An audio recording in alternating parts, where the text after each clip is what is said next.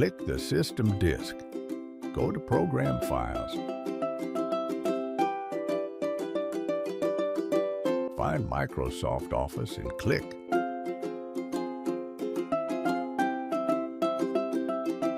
Click Office 16. Right-click OS Pre-ARM. Run as administrator. Do this 3 times.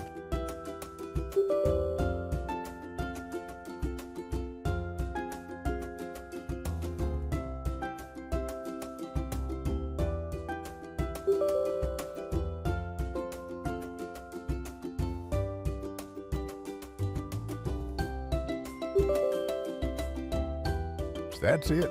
Open MS Word. Product activation failed problem is fixed. Thanks for watching.